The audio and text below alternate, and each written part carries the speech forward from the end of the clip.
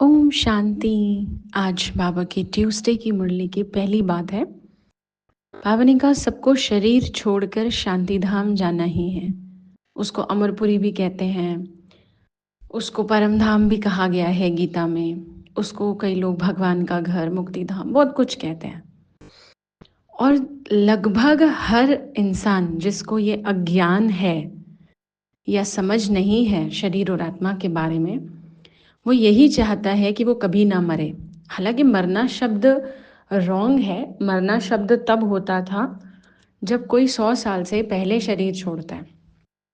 Otherwise तो आपने एक और स्टेटमेंट सुनी होगी, कहते हैं वो पूरे हो गए या उनका शरीर शांत हो गया। कितनी अच्छी स्टेटमेंट्स हैं। अलग अलग जगह अलग अलग धर्मों में ये बात समझाई गई है कि सबको शरीर छोड़कर एक बार जाना ही है भगवान के घर। जब जब शरीर छोड़ेंगे जाएंगे, अगला रोल जो होगा वो निभाना है।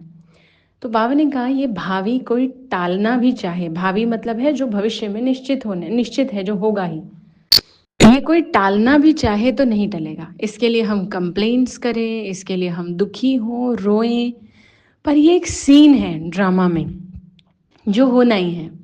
जैसे देखिए, हमारा कितना भी फेवरेट सीरियल हो, कितनी भी फेवरेट फिल्म हो, आखिर तो उसका दी एंड होता है ना। और अच्छे एंड पर हो चाहे खराब पर हो, हमें पसंद हो चाहे ना पसंद हो, पर वो एंड होता है।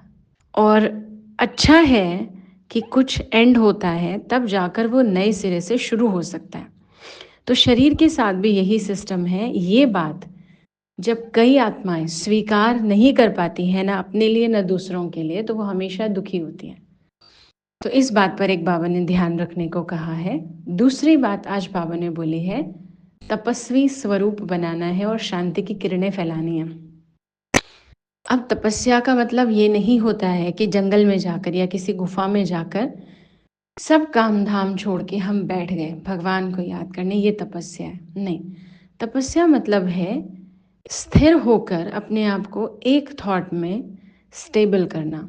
शरीर को स्थिर करना है, फिर मन को स्थिर करना है, और उससे वो वाइब्रेशंस फैलने देने हैं।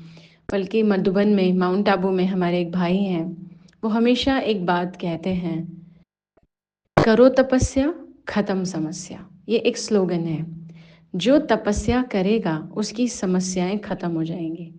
और ये बात फैक्ट भी है। आज बाबा ने उस तपस्या को वर्ल्ड की सेवा के लिए यूज करने को कहा, यानी हम शांति की किरणें फैलाएं। तो उस रूप में बैठें, एक ही थॉट में बैठकर, और फिर हम वही